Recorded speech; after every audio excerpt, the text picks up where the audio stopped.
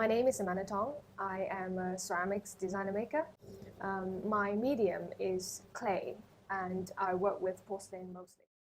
I aspire to raise awareness in the artistic value of traditional craftsmanship through retelling forgotten stories and revisit rituals within different cultures. My dad's side of the family loves playing mahjong. With mahjong constantly colliding and hitting against each other, it's actually a very noisy environment to grow up with. So the local traditional skills that I've been learning from a sifu is mahjong tile carving, and the sifu has actually been doing it for the past 50 years. For the classic crafts modern meaning project, I have 2 pieces of work.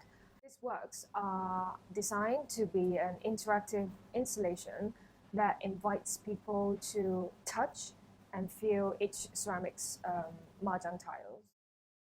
And when playing mahjong, I would say 2 elements are most recognizable, the sound and the touch.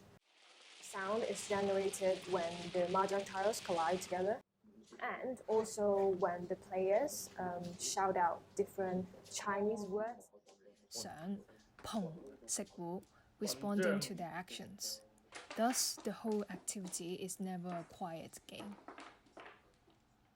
After porcelain is fired at a high temperature, if you collide them together, they will create a crisp and high-pitched sound. This work here, as you touch, allows you to slide the mahjong pieces across and generate a different kind of sound from this material. I specially painted the patterns blue to give it more of a ceramics context of reproducing blue and white porcelain. In reality, some very skilled players can tell which mahjong tile it is just by touching the patterns. Ceramics is all about the sense of touch. Touch, as you hear, is made with uncolored mahjong tiles. I want to encourage people to actually touch and feel each carved patterns on the porcelain. And, to be able to work out the mahjong combinations for the game. I hope people are going to have fun interacting with this work through the different sounds generated from a new material. To have a better understanding of the mahjong crafts and its value behind. And I've actually tried to use the same tool as sifu and the same carving method, carving on porcelain. But because of the different properties of the material, it's very hard to actually use the same method. Eventually, I have to develop my own carving methods to carve on my works. As a mahjong game lover, I've never thought of actually having the chance of learning to carve the mahjong tiles. It's really not easy because it requires a lot of precision and concentrations, which are very similar to my own practice.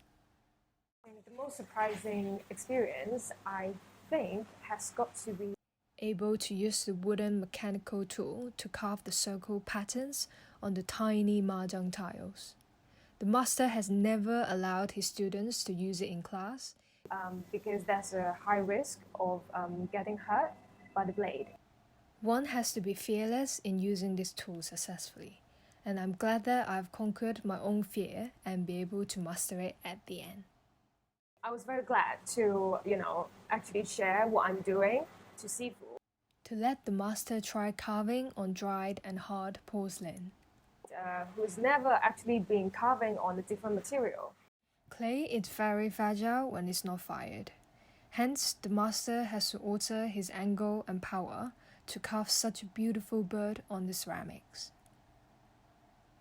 I fired and colored it and gave it to the master as a thank you gift. Teach me such great skills.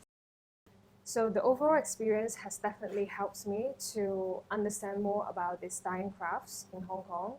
A huge respect to the sifu who still spend the rest of their life continuing these crafts. Thank you so much for inviting me to do this project. I think it's a great, meaningful project that really brings more awareness on, this kind of rituals that people not necessarily realize, especially the younger generation. So I'm very honored and glad that to be able to participate in this event.